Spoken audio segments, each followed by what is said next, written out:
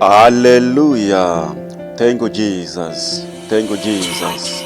I'm Apostle Miracle Prince, the president and the producer of the Voice Daily Devotional broadcast. Ndinoda kudzidzisa shoko la Mwari nemusoro weshoko unoti vasikana vane gumi.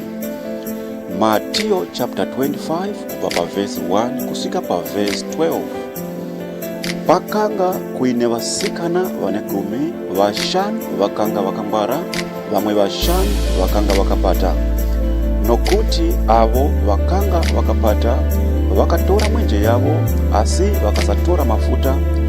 Haleluya. Asi avo vakachenjera vakatora mafuta mumidziyo yavo nemwenje yavo, kuti kana chikomba chouya vagowana kuchivhenekera. Asi avo vakanga vasina kuchenjera vakatora mwenje yavo vakasatora mafuta, it's like vakatora marambi vakasatora parafini. Haleluya. Saka rambi harigoni kupfuta kana risina parafini. Zvino chikomba chakati chichinonoka kuuya, vakatsumaira vose vakarara. Zvino pava pakati pousiku vakanzwa mheremhere, tarirai chikomba chinouya, kudai mundochichingamidza. Haleluya. Zvino vasikana vaya vashanu vakanga vakagara vakagadzirira vakabva vabatidza mwenje yavo. Haleluya. Asi vaya mapenzi vakati kuna vakachenjera, tipeiwo mamwe mafuta enyu, nokuti mwenje yedu yadzima. Asi vaya vakachenjera vakapindura vaya vakanga vasina kuchenjera, vakati kwavari, kwete, hatikagoni kukupai mafuta edu, pamwe nesuwo angaramba kutikwanira, endai mundotenga enyu panotengeswa. Zvino vaya vakaenda kundotenga mafuta aya panotengeswa. Zvino vakati vari munzira kuenda kundotenga mafuta, chikomba chikasara chikasvika. Haleluya. Zvino vaya vakanga vakagadzirira vakapinda nacho mumutambo wokuwana, mukova ukabva wapfigwa.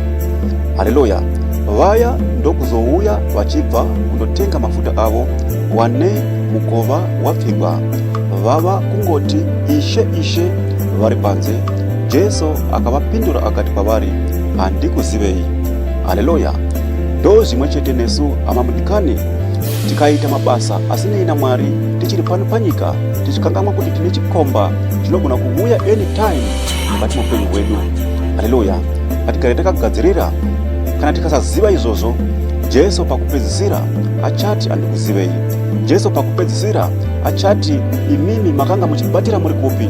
Nokuti kuenda kuchechi hakuna zvakunoreva kana usina mabasa akanaka, kana usina mwenje weshoko raMwari mukati moupenyu hwako. Nokuti vese vari mukati meshoko vanenge vane mwenje nemafuta avo already, nokuti vanenge vachigadzirira, nokuti vanoziva kuti chikomba chinogona kungouya anytime chikavatora. Hama mudikani, gara wakagadzirira, usafananidzwa nevasikana avo vashanu vakanga vakapata vasingagoni kugadzirira mwenje yavo kuti igare ine mafuta, nokuti chikomba chaizouya. Haleluya. Asi avo vakanga vakangwara vakagara vakagadzirira mafuta avo nemwenje, nokuti vakanga vachiziva kuti chikomba chinogona kuzouya. Zvino kana chauya, kana tisina mafuta mukati memwenje yedu, tichachivhenekera nei? Haleluya. Vakagara vakagadzirira. Haleluya. Jesu ndobva ati kune vaya vakanga vakapata, handikuzivei. Haleluya. Jesu unotiramba pakupedzisira. Hama mudikani, kana tikanga tichibata mabasa akaipa, kana tikanga tichibata kunzvimbo dzisiri idzo dzisinei na Kristu mukati moupenyu hwedu. Haleluya. Jesu pakupedzisira achati handikuzivei. Vamwe ndiwo achati ini ndaiva mufundisi, pakupedzisira Jesu achati handikuzivei. Vamwe ndiwo anoti ini ndaiva mudhikoni, but pakupedzisira Jesu achati handikuzivei. Mumwe ndiye aiti ini ndaiimba kuchechi, asi Jesu pakupedzisira achati handikuzivei. Kana mukasagadzirira, kana mukasasakura nzira dzenyu, kuti kana chikomba chouya chigouya chichiwana pokupinda. Haleluya. Hama wadikani, gadzirirai nguva ichiri pedo. Kana chikomba chouya mugaona kuchivhenekera chigopinda mukati moupenyu hwenyu, nokuti ushe bhukudenga bunofananidzwa ne vasikana vane gome. Haleluya. Vamwe vashanu vakanga vakangwara, vamwe vashanu vakanga vakapata. Saka iwe hama mudikani usava kudivire avo vakanga vakapata, iva kudivire avo vakanga vakangwara, nokuti vakagara vakagadzirira mwenje yavo nemafuta kuti kana Jesu achisvika vobva vamuvhenekera. Haleluya. Saka hama mudikani usafananidzwa nevasikana vashanu vaya vakanga vasina kungwara, nokuti vakanga vasina kugadzirira mwenje yavo namafuta avo akavakwanira. Haleluya. Saka mwenje wako usava mufananidzo bedzi wokungonzi unoenda kuchechi, asi kuti ngauve mwenje une mafuta, nokuti ushe bwekudenga unofananidzwa nevasikana vane gome. Haleluya. Saka kana iwewe ukava usina kuchenjera hama mudikani uchida zvinhu zvenyika ino, ziva kuti haunopindi muushe bwekudenga. Iva wakachenjera uchigara uri mukati meshoko raMwari, uchiita zvakanaka mukati muupenyu hwako, uchiita zvinhu zvose zvaunoita uine kutenda uye uine tariro. Nokuti tarira vasikana vashanu vaya vakanga vasina kugadzirira nezvechikomba, vakazoti vaona chikomba chasvika ndopo votanga kumhanya-mhanya vachitsvaga mafuta okuti vakwanise kubatidza mwenje yavo.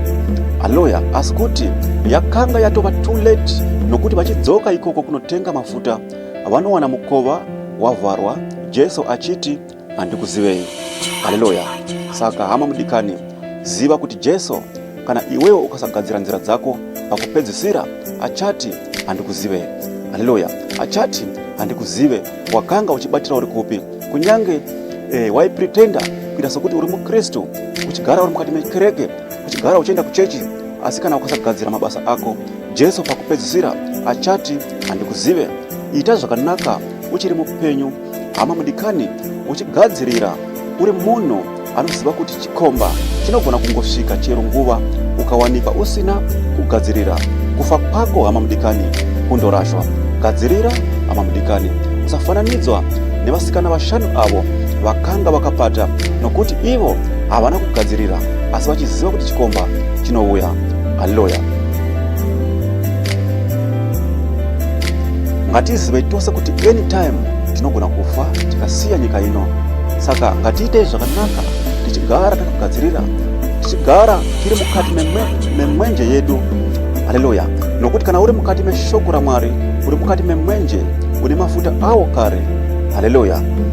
Say I love Jesus. Ukagara uri mukati meshoko raMwari, ziva kuti hapana kana chinhu chimwe chete chingakuzunungusa, hapana kana chinhu chimwe chete chingaita kuti iwewe usanopinda muushe bwekudenga. Haleluya. Hama mudikani, ropafadzwa nezita ra Jesu. Usafananidzwa neuyo neavo vasikana vashanu vakanga vasina kugadzirira, asi ivo vachiziva kuti chikomba chiri kuuya. Saka isusu zvatakaparidzirwa ivhangeri shoko raMwari, already takatoziva kuti Kristu unouya, nokuti iye unoti ndinouya, ndava pedo kuuya. Haleluya. Saka zvatakaparidzirwa ivhangeri iyoyi tava kuziva kuti Kristu wakati kudii.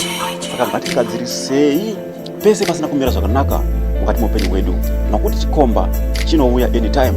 Haleluya. Ngatiwanikwe tine mwenje ine mafuta akakwana. Haleluya. Tichigara tiri mukati meshoko raMwari, tichiita zvakanaka kuti kana Kristu ouya unouya achiwana kugara materi. Kana Kristu ouya unouya achiwana kuti isusu takachena. Saka hapana chingatitadzisa kundopinda muushe bwekudenga. Asi kana ukaita seavo vasikana vashanu vakanga vakapata vasingagadzirire mwenje yavo nemafuta akakwana, uchawanikwa kuti Jesu uchati iwewe handikuzive. Uchawanikwa kuti Jesu uchati iwewe wakanga uchibatira kupi, kunyange wewe unipo uchienda kusonda nevanhu. Hama mudikani, gadzira nzira dzako nokuti Kristu wava pedo kuuya. Gadzira nzira dzako nokuti Kristu wava pedo kuzotora vatsvene. Hama mudikani, kunyange une vanhu wakatadzana navo wasingachataudzana navo mukati muupenyu hwako, hama mudikani, enda unotaurana navo uchikumbirana ruregerero, uchigadzira nzira dzako, nokuti Kristu akakuwana wakadaro kufa kwako kundorashwa. Kristu akakuwana wakadaro kufa kwako kundokandwa kure. Hama mudikani, gadzira nzira dzako uchiita zvakanaka, uchiva nekutenda, uchiva netariro pazvose. Ida munhu wese waunoona usamuona sekuti iye ndiye waunenge uchiona, asi kuti kana uchimuona zviudze kuti ndiri kuona mufananidzo waMwari. Hama mudikani, ukadaro Kristo kana uvuya uchawana iwewe uri muno ane mwenje ni mafuta ake akakwana mukati mupenyo wako. Propafazo nesera Jesu. Amen.